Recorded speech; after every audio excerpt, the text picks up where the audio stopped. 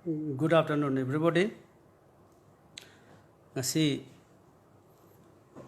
hagna press conference ama tawjari si tang 30 September ki tang 30 ta Manipur ki Honorable High Court double bench na PB kiba judgment duga mari lenana on Secretary Train Thoi sigi mari lenana PB judgment dugi matang dani ahan bada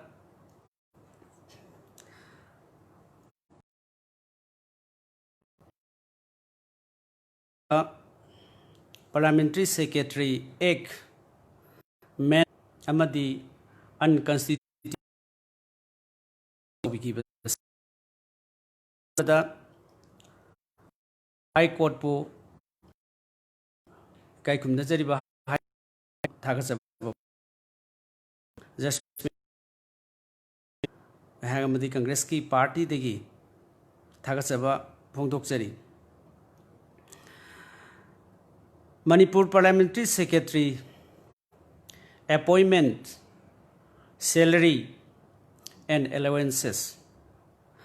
and the Miscellaneous Provisions Act 2002 Parliamentary Secretary appointment salaries, allowances and the Miscellaneous Provisions Repealing Act 2018 are both animaxi sanadre amadi masi illegal oire haina haikibaga luinana masi unconstitutional ni haidana haikibasiga mari leinana masigi hairiba high court na pass tawkiba quas tawkibase masi Supreme Court ki judgment amagi case law amagi mari leinana madugi makhada madugi reference ta masi quas tawkibani Supreme Court ki judgment Bimolangsu Roy and versus State of Assam masigi case ga mari leinana Supreme Court ki pikhiba adigumba judgment adugi mari leinana masi Manipur ki High Court na pikhibasi masi amani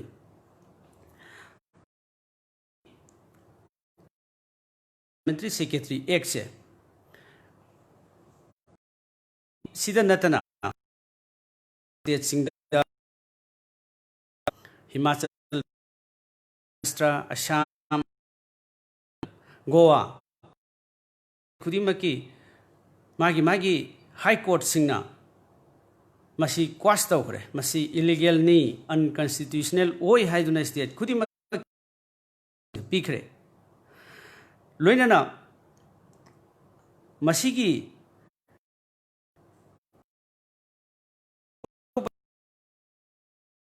ga loinana masida Manipur ki Parliamentary Secretary 2018 da repeal tawkiba BJP led governments 2018 da assembly da Honorable Chief Minister Shri N. Biren na House da pukhalaga Parliamentary Secretary gi Meant Act 2012 si repeal tawre repeal tawbas da 2018 da tawre 18 sida tawbo da masigi hana hojiki Honorable MLA Tarani Thoi Parliamentary Secretary oina laibase masi tawgibasi retrospective effect oina makoisi saving clause ama hapaga protect tawgibini madu hairiba masi pass tawu matamda state assembly the pass tawu matamda almost all the states of India masi judgment lay haibase Congress party na house ta akhoi press tawrga pass tawduna ba khoi illegal oiba act se unconstitutional oiba act se pass tawroji haina haijabani house ta adu sarkar asina ngammi haiba matagum यामना forcefully हाइबताई नंपुदा अदि house सिदा pass तौखिबनी अदुबो हौजिक्ति Manipur high court की double bench ना ऑनरेबल जस्टिस याउदुना मसी हाइबा मेंट एक अमदी रिफिल गिबसे मणिपुर की लैंगाक असे आइन चतबा प्रोविजन सिंगबु ngakti haibase ngasi tang 38 September की तांग 38 हंदकता पास तौखिबा पीखिबा ऑर्डर जजमेंट से मसिना ताई मणिपुर की सरकार सी इचा चतबा कॉन्स्टिट्यूशनल नामजिंग से इंगा ngakti मसी की जजमेंट सिना प्रूफ तौ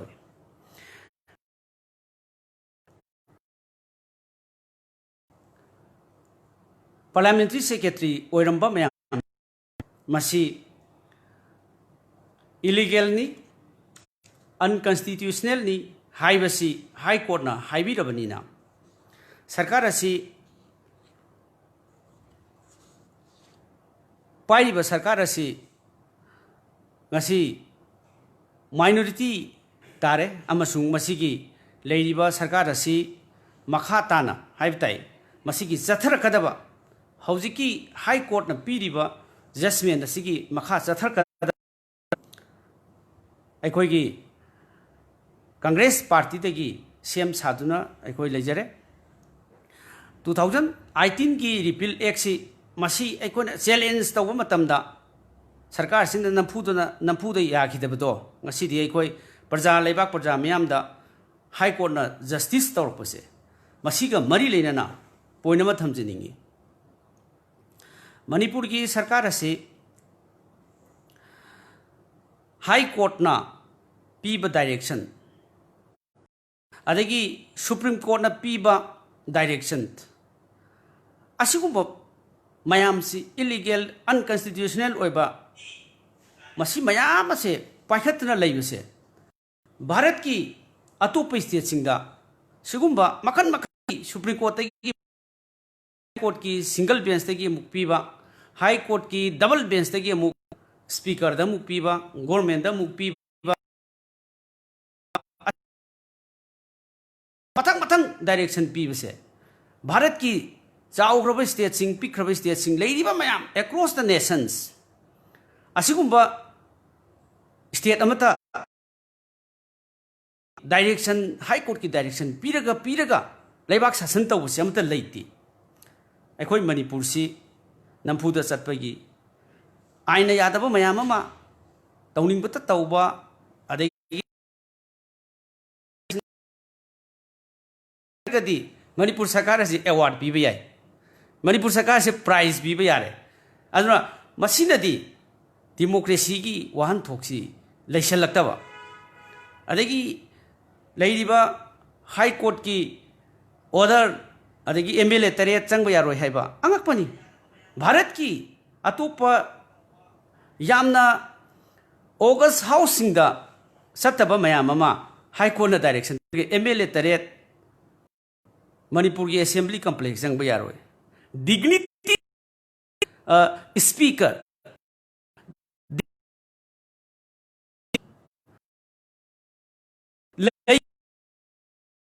पीरिबा डायरेक्शन लेबाक मयाम सी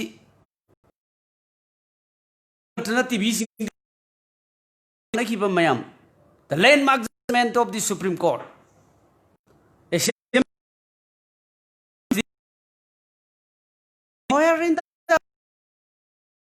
सुगुंब मयाम से अखोगी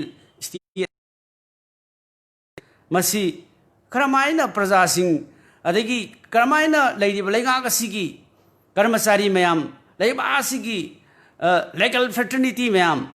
मसी क्रमायना अखोई तादना लेबसी ngамselलक्तबा अदगी politicians these are the characters of this sini chathaba mayam sing asi masi thingnanaba illegal loiba unconstitutional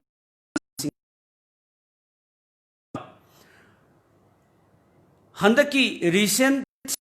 double bench ki division bench ki masi Manipur Sarkar ni tok pajaroi Manipur ki ikai khumnajariba honorable governor handaki matang singda hiktok payaroi Congress party na ngasi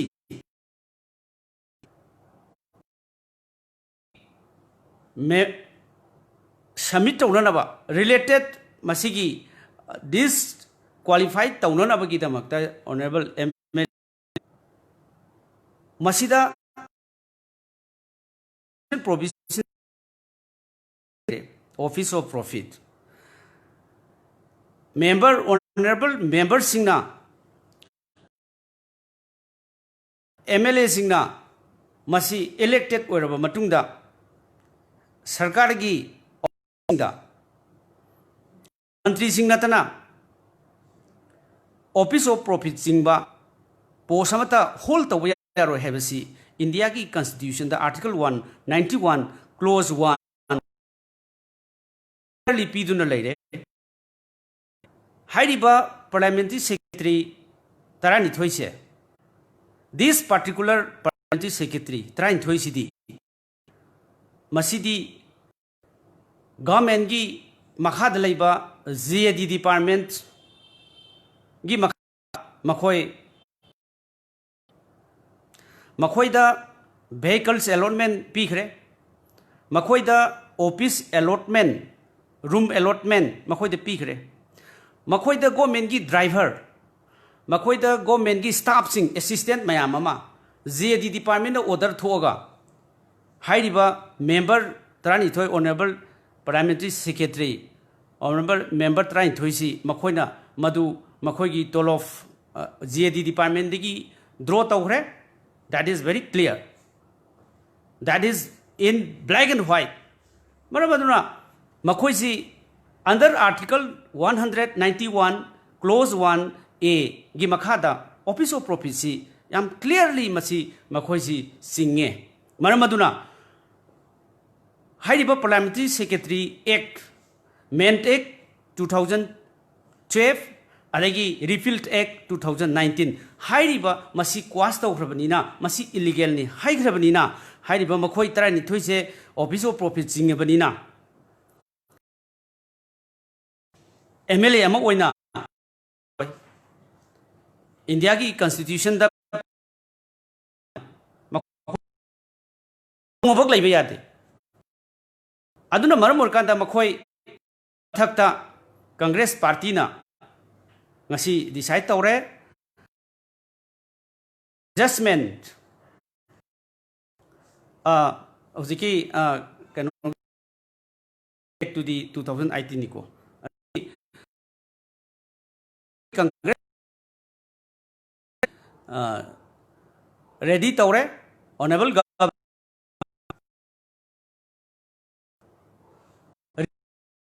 tawna na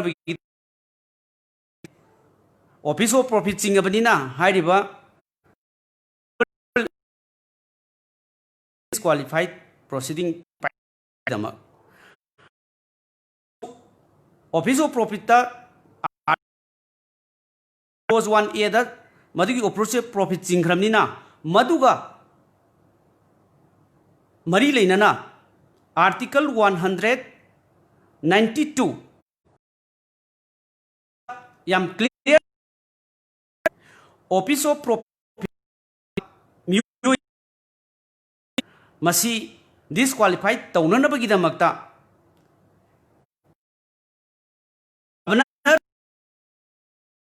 sab saba madugi proceeding action mayam singse lakhut kadabni haina article 192 da yam clearly iri aduna handaki matang sida office of profit singaba honorable member singse masi governor na khangsanadana delay tawba khangsinadaba usinadaba adagi thaidokpa yaroi governor gi honorable governor gi magi लेइबा constitutional provision sida yam clearly iri honorable governor na madugi mari leinaba election commission da se iba madugi necessary madugi sing paikhan na bi damakta 192 provision da constitution ki provision da irabani na aikoina congress party na hek submission se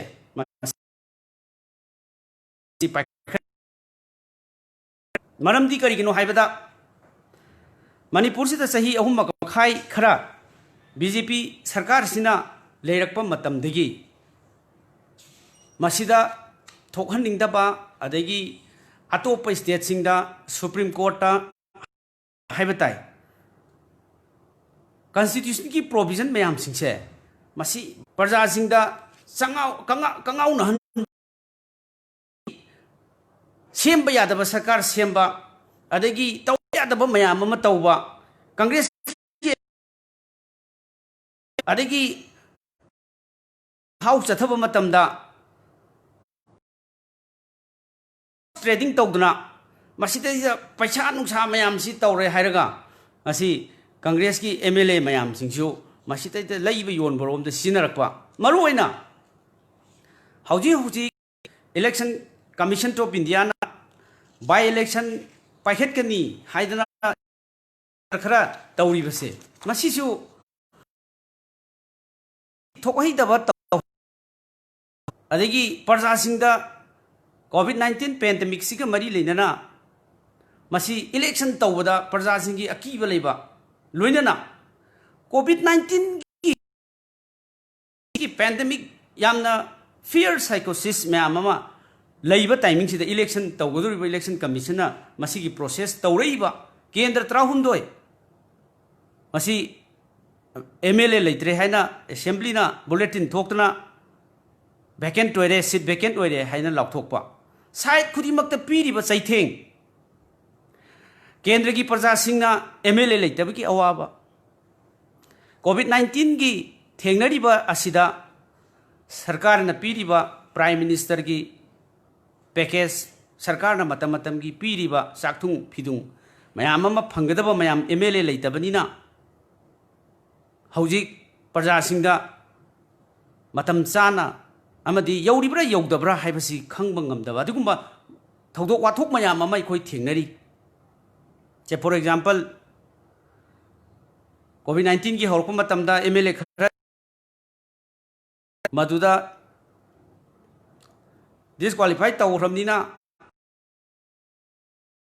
येनबदा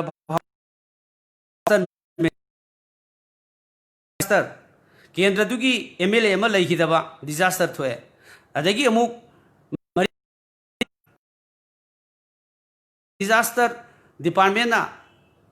मदुगी Cheng चाक येननबा पाइखलकपा केंद्र दुगी पीगिबा mandate तो मदुगी कारिबा gentleman honourable MLA सिंगना अरेगी minister ओइगिबा सिंगना मदुदा प्रजा सिंगदा करेम कथाइना बदौना थोहनबा प्रजा सिंगी अवाबा मयाम सिंगदु प्रजा सिंगी अवाबा मयाम सिंगदु लीडर सिंगसिना मसी आंगनबा लैरिबा मयाम सिंग कम्युनिकेशन गवर्नमेंट किबा मयाम सिंगसे मसी थोकिबा मयाम सिंग थोइबा मयाम सिंग इबा थौदोक मयाम सिंग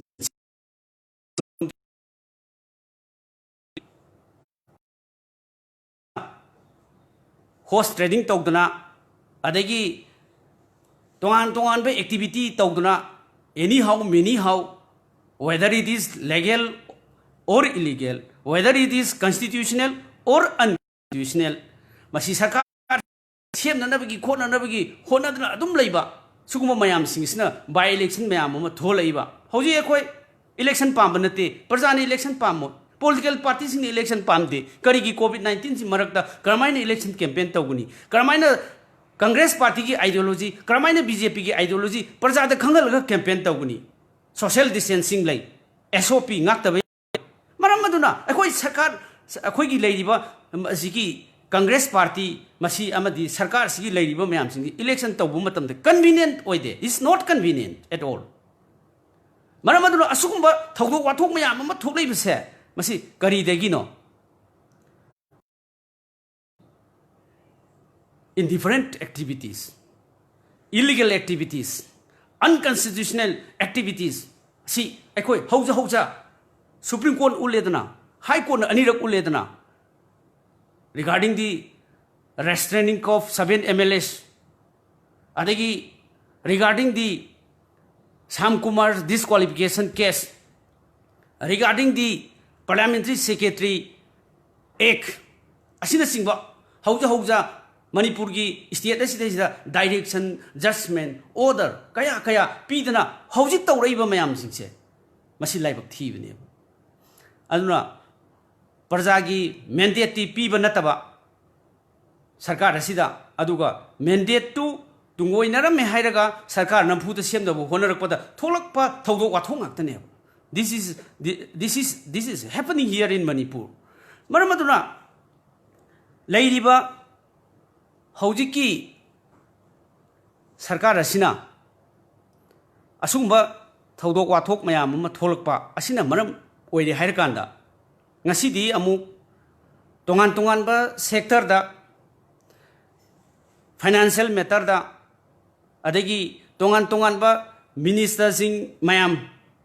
within the ministers divided workpa within the MLAs divided workpa mayam mai khoi thengnari ba mayam sing se asugumba mayam asi paikhalakpa sarkar sina tawrakpa tahoidaba thabak mayam ama paikhaluidaba mayam ama paikhalakpa political gi democracy gi oiba wahan thok mayam ama leiraktaba mayam sing se thoidana aina lotion jarakpada piriba high court sigi light of the Supreme Court, Bimolangsu Roy, versus the state of Assam. The Piriba Masiki finding, Manipur Parliament Secretary, appointment, salary, allowances, miscellaneous provisions, Act 2018. Adegi repeal Act 2018 State Assembly da 2018 da repealed Act taurkanda maduda adegi retrospective effect tauri hairaga Parliamentary Secretary singdo saving clause ama repeal Act 2018 da hapkiba mayam do madu ngasi iri it is invalid and unconstitutional. Haidna court na pirabanina sarkar ase what is the morality to continue this government moral ground da sarkar ase masi resign tawibam sidi hendong na yarabani khanjayab loinana 12 MLA se masi moral ground da adum resign tawjakhibana hena phagani magi respective constituency da land by step thangjalu ain khanghuk da ba tagada ba ain asi ba re ama ni haidana praja sing na lawkhida ba adigu mayam all scenario resign masana moral ground da tawjaki basina is better to do is more than enough to resign on moral grounds. Sini, hajaningi se court ki judgment sigi last page da adudasun ijarabani invalid and unconstitutional. Maramaduna hojiki judgment siga mari leinana sarkar sidagi ekhona karigumba khara ujaningi adagi governor sidagi karigumba khara aikoi ujaningi uba sufang phangde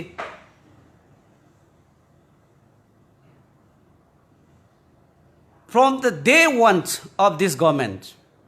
sarkar sigi hek hobo numitegi haurakanda till today ngasi bawda democratic oiba system sarkar sina chathai haibse uba phangde day one for example Kumar Congress MLA करम state लई कांग्रेस की MLA दो Congress तगी resign तौदना वासक यादे है खंगनरब नत्रा that is there in the constitution करम स्टेट कांग्रेस की एमएलए बीजेपी दे वासक याबगे गवर्नर खंगदब्रो मणिपुर की एडवोकेट जनरल खंगदब्रो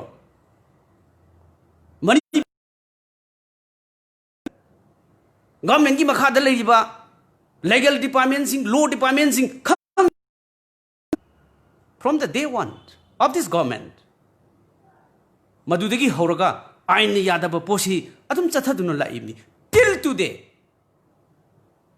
अदुना मरम ओरकांदा मसी चुम्मी नत्रगा चुम्दे हाइबसे कांग्रेस खक्ता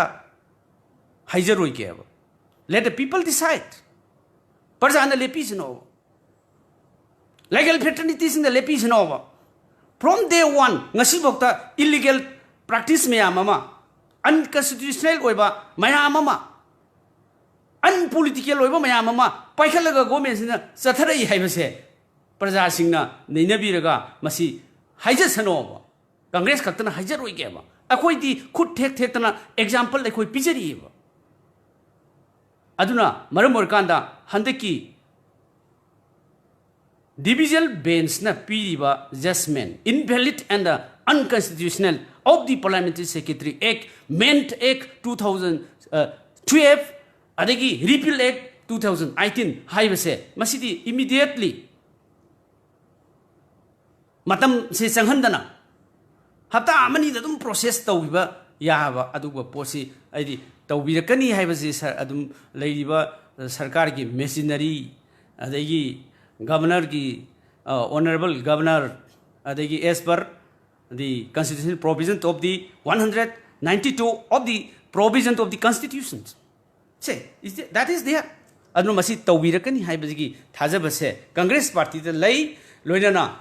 मसीगी थाजबसु कांग्रेस पार्टी द थमी अखोइना मदु चैलेंज तौब नतबा मदु अखोइना मदु लीगली अमुक अगेन चैलेंज अमुक तौदुन लेब नतबदा मसी तौबिरकनी ऑनरेबल गवर्नर हाना तौद्रगसु हाना day from the day one सरकार सिना हेक हौब नुमितुदगी हौरगा इलीगल एक्टिविटी मयाम अमा अनलॉफुल ओइबा मयाम अमा मसी पाइखलकपदो मदु तौद्रेना हाइरगसु very clearly हौजिक तांग 33 पीखिबा राय से जजमेंट ऑर्डर से मसीदगी मसी पाइखलगदी हानगी मयाम दुसु दुम काउथोखिबसु याय काउथोखसेसु दुम याय काउथोनगसु याय अदुना हंदकी सिदैसिदा गवर्नर ना ऑनरेबल से गवर्नर से her post is a constitutional post not an executive post it's a very much constitutional post She should respect the Constitution of India. Sini, this is our demand.